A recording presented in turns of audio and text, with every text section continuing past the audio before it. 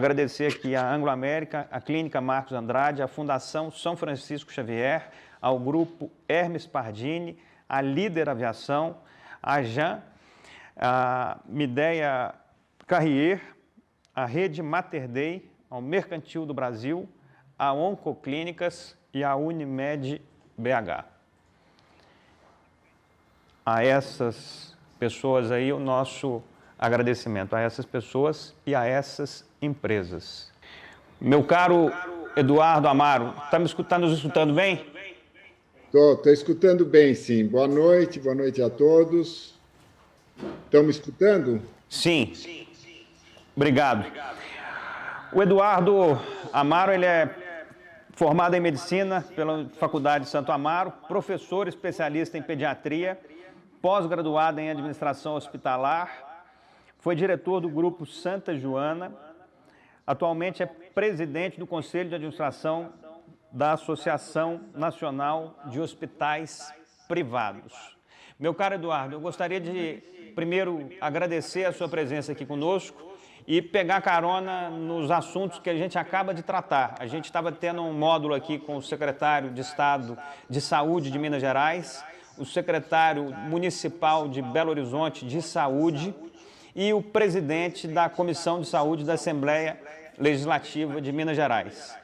A gente estava falando sobre o cenário desses últimos 9 meses, o que aconteceu, como o Estado se moveu em relação à Covid, e no final da história o deputado Carlos Pimenta provocou um assunto vinculado ao nosso Sistema Único de Saúde, o SUS, que certamente é um dos grandes motores aí que fazem chegar essa prestação de serviço à população de maneira geral.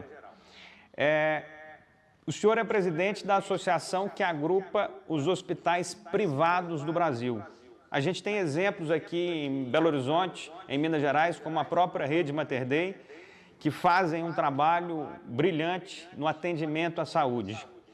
A minha pergunta que eu lhe faço para começar essa conversa é: a partir de todos esses acontecimentos que a gente teve em relação à Covid, à pandemia, aos problemas sanitários, aos problemas de atendimento à população e o que mais for, como é que o senhor enxerga a atuação do atendimento médico dos hospitais daqui para frente? E aí eu cito várias inovações que foram incorporadas de maneira mais intensa, como é o caso das tecnologias com a telemedicina, como é o caso dos exames com equipamentos mais modernos, de distância. Como é que o senhor enxerga todo esse movimento que a gente sobreviveu, está sobrevivendo a ele, obviamente com muitos machucados, setor produtivo sofrendo? Como é que o senhor enxerga todo esse movimento e como é que o sistema de saúde privado segue a vida a partir dessas provocações? Muito bem-vindo. Muito obrigado. Primeiramente, boa noite a todos. Eu sou Eduardo Amaro, sou diretor médico do Grupo Santa Joana, de São Paulo. Sou presidente do Conselho da ANAP, que é a Associação Nacional dos Hospitais Privados. É uma associação em que hoje nós temos 120 hospitais, que são os hospitais mais qualificados do Brasil, e o Mater Dei faz parte dessa associação. Eu quero agradecer o convite, é um prazer muito grande poder conversar com vocês a respeito desse tema tão importante, né, para o setor da saúde e para o setor hospitalar. Primeiro, Gustavo, gostaria de contextualizar sobre o mercado de saúde, né? Hoje, o Brasil ele tem mais ou menos 6.300 hospitais, entre hospitais públicos e privados, tá? E mais de 500 mil leitos espalhados por todo o país, tá?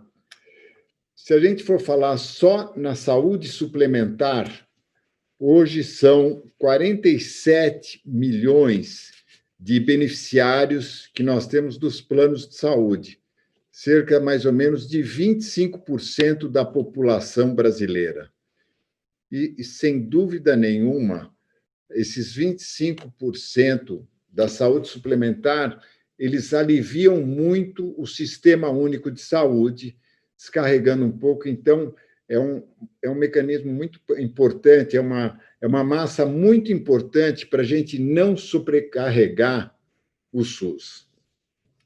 O setor hospitalar, hoje, ele emprega 1.300.000 colaboradores, empregos formais. Na ANAP, nós temos mais ou menos 200.000 trabalhadores formais, sabe, com carteira assinada, e 15%, mais ou menos, desses trabalhadores estão na atividade hospitalar, no atendimento hospitalar. Tá? Veja, esse ano foi um ano totalmente atípico. A pandemia do Covid-19 ela trouxe impactos significativos para o sistema hospitalar. Nós começamos mais ou menos em 15 de março isso, tá? Logo no início da pandemia, nós já tivemos que enfrentar problemas de aumento de custos, e também do consumo de EPI. A questão de máscaras, luvas, álcool gel, eles tiveram um aumento de custo muito grande. Junto com a pandemia, o absenteísmo dos hospitais ele aumentou em 50%. Nós temos uma média de absenteísmo nos hospitais em torno de 2,2 e passou para 3,3. E, com isso, os hospitais eles tiveram que contratar muito mais gente numa época extremamente difícil. Para você ter uma ideia, nós tivemos um aumento de empregos formais de janeiro a agosto no setor hospitalar em torno de 55.000 vagas, numa hora que nós estávamos enfrentando a pior crise. No começo, logo que apareceu a pandemia, ninguém tinha ideia de como que ia ser. Os hospitais precisavam ficar preparados para essa pandemia,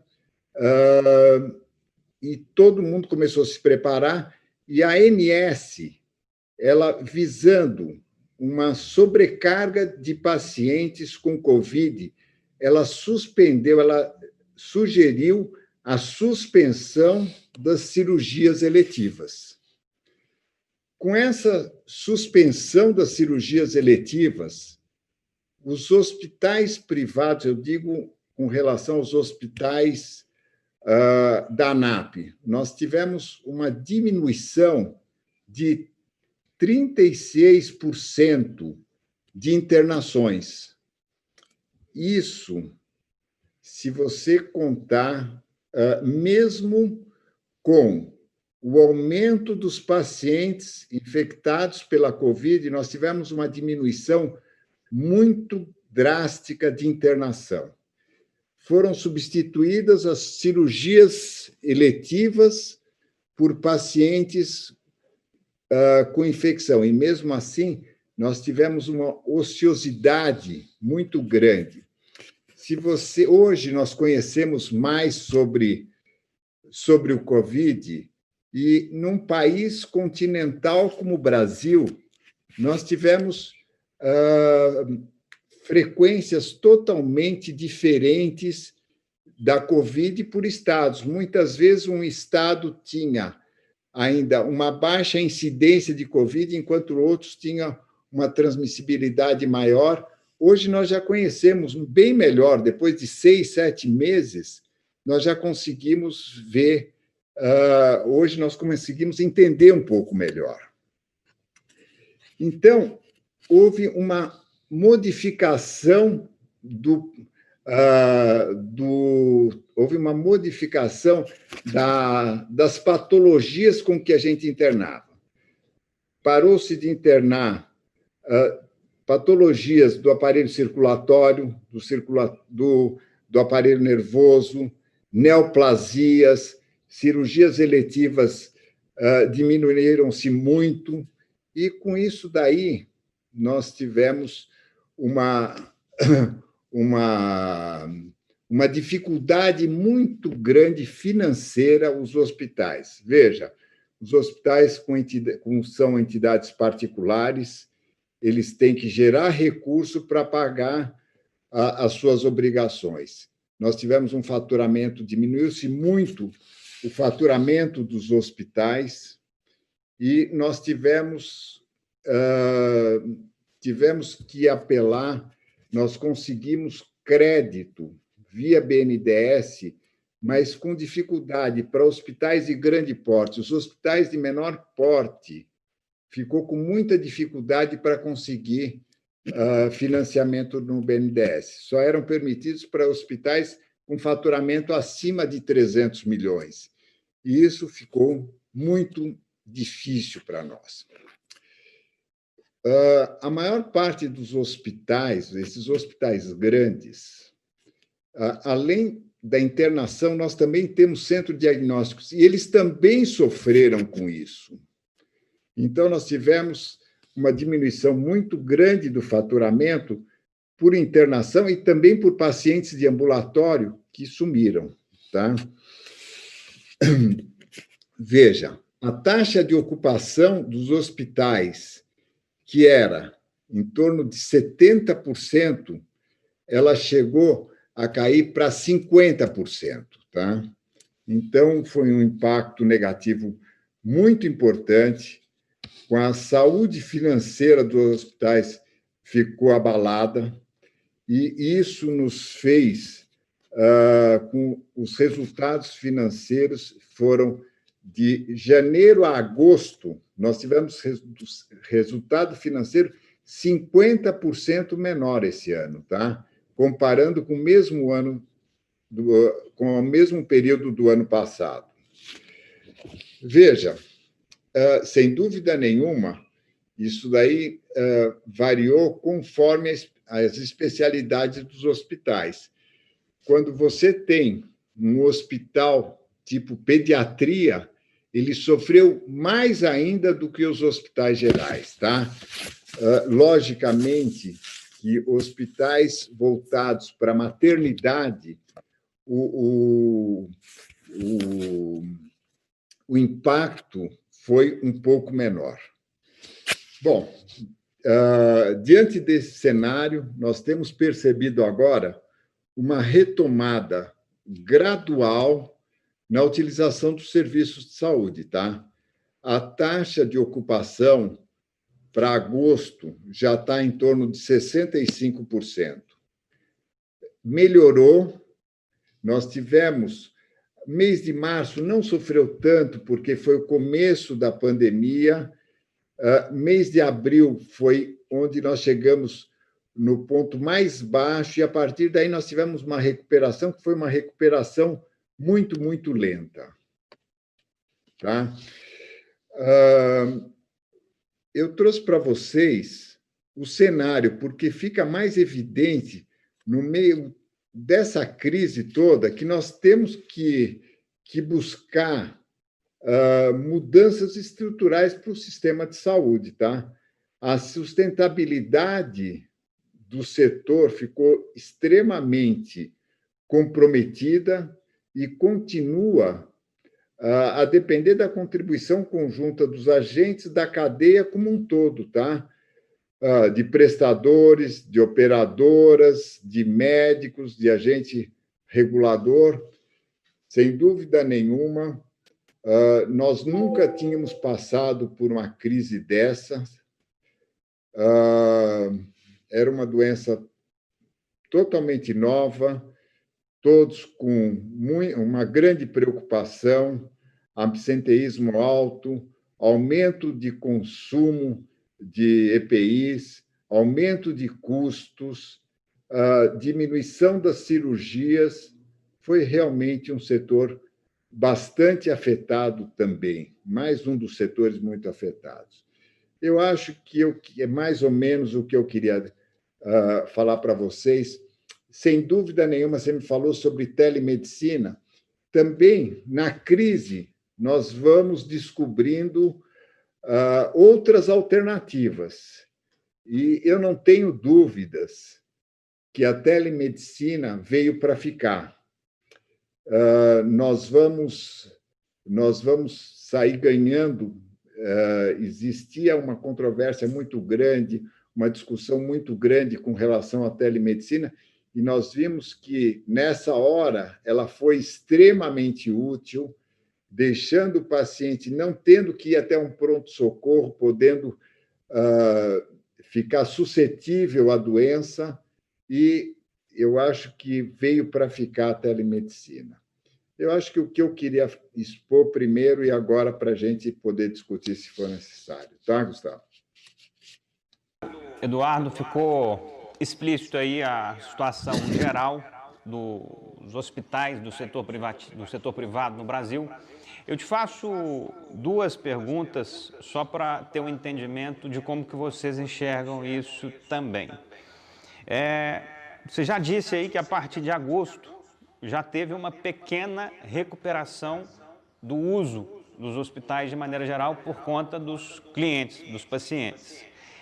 Como é que vocês enxergam a reação, como é que vocês estão projetando esse medo, essa insegurança que foi criada pela própria disseminação do vírus na população? Muita gente deixou de fazer cirurgias eletivas, deixou de marcar consultas que seriam importantes por conta disso. Outras aproveitaram esse momento para poder fazer. Eu acabei aproveitando o momento inicial da pandemia, ali entre abril e maio, para fazer uma cirurgia que eu já queria fazer há muito tempo, entendendo que havia espaço, que havia disponibilidade maior do que o comum. Como é que vocês estão projetando fazer essa mudança na percepção das pessoas de maneira geral? Como é que vocês estão querendo falar para o cliente, para o paciente, que está tudo bem e que, de fato, podemos voltar a usar e devemos? Bom, veja bem, eu acho que os hospitais eles se prepararam com segurança para o fluxo de pacientes com Covid e os pacientes com não Covid. Eu acho que os pacientes eles têm segurança indo aos hospitais hoje para poder fazer uma cirurgia eletiva sem problema algum.